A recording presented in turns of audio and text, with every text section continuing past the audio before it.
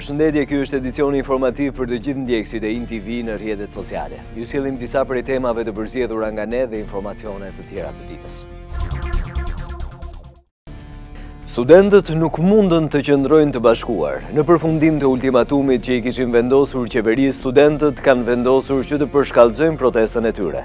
Një pjesë e madhe e tyre kanë vendosur që të bllokojnë akset rrugore, ndërsa pjesa tjetër kërkuan që protesta të vijojë përballë zyrës së Lindita Nikollës.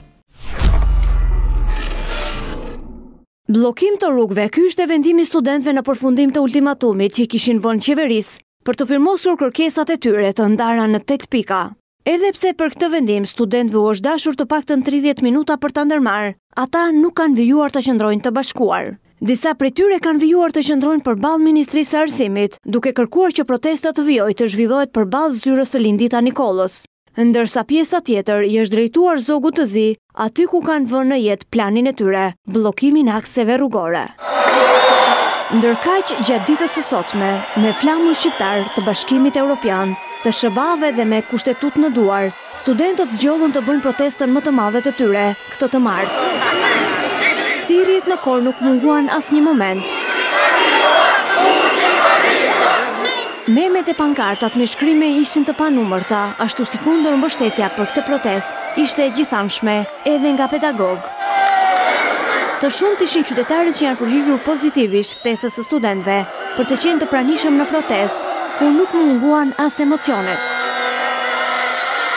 Të marrur nga malësia e matit në mbështetje të studentëve.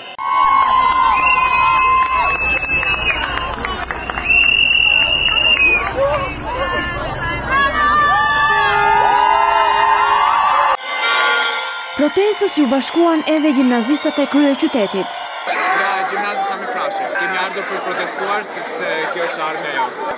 Jemi kërcënuar, ne jemi kërcënuar aq rëndshëm sa shkollat e tjera, por që ka qenë një lloj presioni. Kemi çdo person sigur mungesa do të vendosë në orën 8 dhe 10, edhe do të njoftojnë prindrit për mungesat e mësuesve. Nuk mungoi as presioni për studentët e rretheve, të cilët ju bashkuan protestës në ditën e 8 të saj. Pedagogët me të shkuar politike janë rreshtuar në krah të protestuesve. Kemi dalë sigurisht për të mbështetur studentët në kërkesat e tyre krejtësisht të drejta. Kreu i qeverisë dhe ai i Partisë Demokratike duket se janë në këtë protestë me studentët, por në kahe të ndryshme. Teksa Edi Rama artikulon se duhet një takim me ta që zgjidhja e problemeve të bëhet me laps dhe letër, Basha kërkon që të shfuqizohet së pari ligji i arsimit të lartë dhe paratë e koncesioneve të shkojnë për arsimin.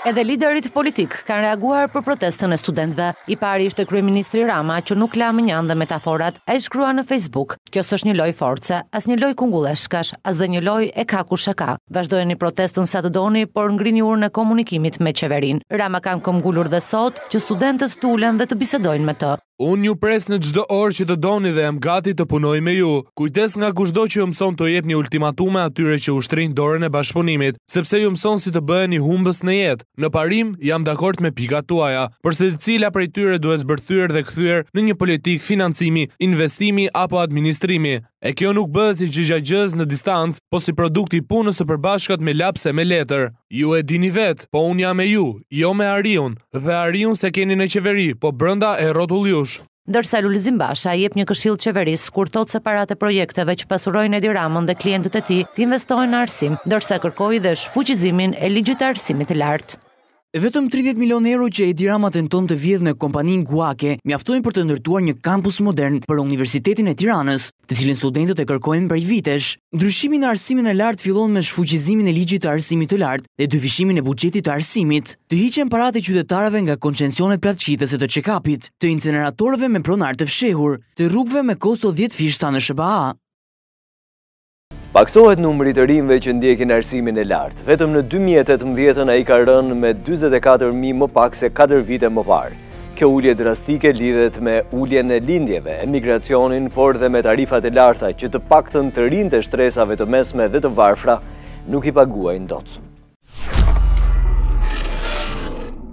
Të rinjt po braktisin arsimin e lartë sipas instat në 4 vitet e fundit. Për çdo vit akademik në auditorët e universiteteve shqiptare po ulen gjithnjë dhe më pak student. Në vitin 2018 u regjistruan rreth 129.000 student, për të cilëve 23.000 janë regjistruar në universitetet private. Në krahasim me 2017, numri studentëve ra me 7%, ndërsa krahasuar me 4 vite më parë rezultojnë 44.000 student më pak. Rënja ka qenë më drastike duke u referuar 4 viteve më parë, ku numri studentëve shërnoi një rekord prej 174.000, vetëm në universitetet publike numërojnë rreth 37.000 student më pak, po studentët nuk kanë braktisur vetëm arsimin publik, por edhe ato privat. Në vitin 2012 ishin të regjistruar në universitetet private rreth 35.000 student. Aktualisht në arsimin e lartë privat studiojnë 23.000 student, rreth 11.000 më pak. Rënja e studentëve në universitetet private lidhet me mbylljen e shumë institucioneve të arsimit të lartë jo publik, të cilat nuk plotësonin kushtet. Në vitin 2018 në 23 universitete private nuk u regjistrua asnjë student, ndërsa ekspertët thonë se ulja e numrit të studentëve po ndikohet kryesisht nga tendenca e plagës të popullsisë, por dhe nga emigracioni të rinjve. Gjithsesi, dhe rritja e tarifave ka penguar shumë të rinj që vijnë nga radhët e familjeve në nevojë. Popullsia e grup moshës 15 deri 24 vjeç u reduktua me 55.000 persona në 2017 krahasuar me 3 vite më parë. Rënja e numrit të nxënësve dhe studentëve ka në të gjitha ciklet, por më e forta në këto 4 vite është ajo në arsimin e lartë me 44.000 më pak, më pas në ciklin e mesëm me 32.000 dhe ciklin e arsimit bazë me 32.000 nxënës më pak.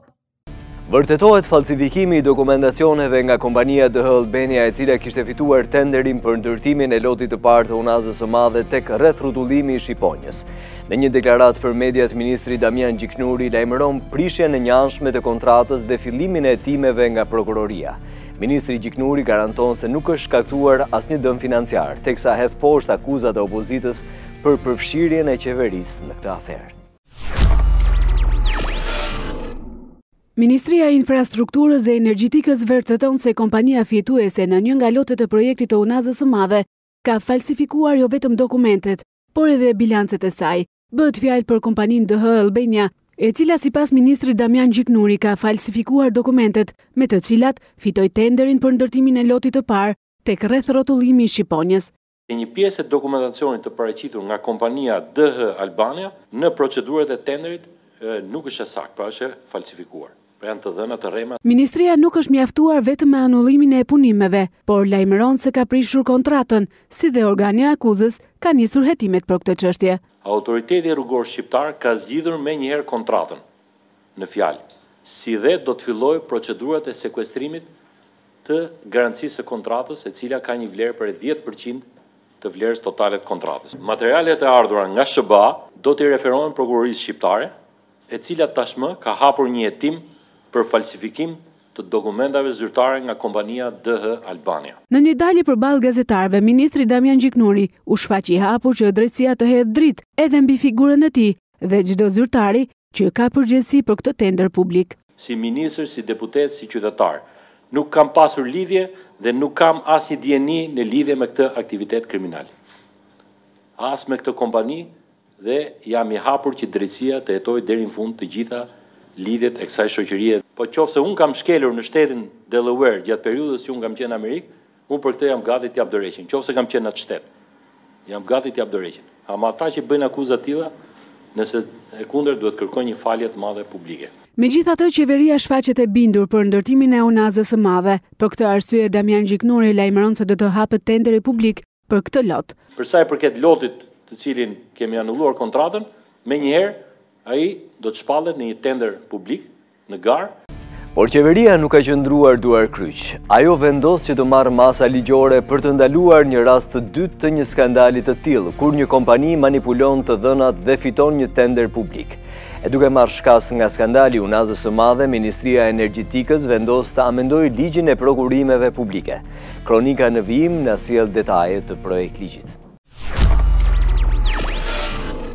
Pas skandalit me unazën e re, ku kompania TV Albania manipuloi dokumentacionet dhe arriti që të fitoi tenderin publik për ndërtimin e lotit të parë të unazës së madhe, Ministria e Energjetikës amendon ligjin për prokurimet publike. Në çdo rast që një kompani shpallet fituese të një tenderi publik, përpara se sa të nisë zbatimi i projektit, autoritetet duhet të bëjnë një kontroll të thelluar mbi vërtetësinë e dokumentacioneve të paraqitura.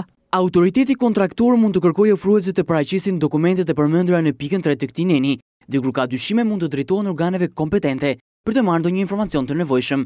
për integritetin dhe gjendjen personale të ofruesve në fjalë. Kur kërkohet informacion për ofruesit rezident të një shteti të huaj, atëherë autoriteti kontraktual mund të kërkojë bashkëpunimin e autoriteteve kompetente.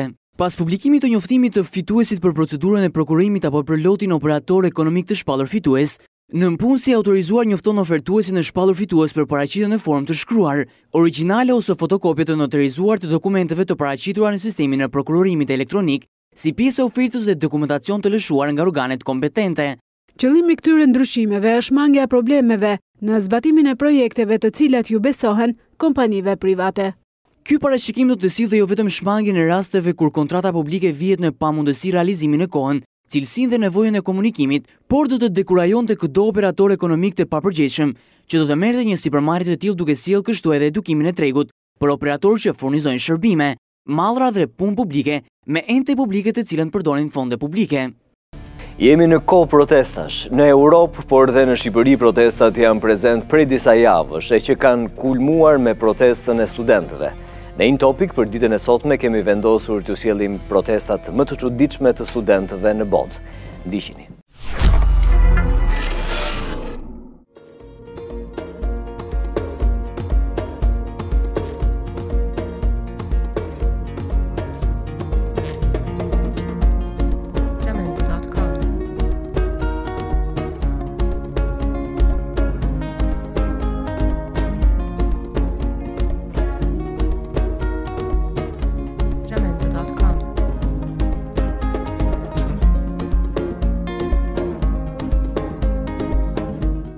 Në foton e ditës për sot kemi zgjedhur një fotografi nga Suedia. Bëhet fjalë për pamjen që ofron banketi që u mbajt për mysafirët e çmimit Nobel. Gjithçka duket perfekte.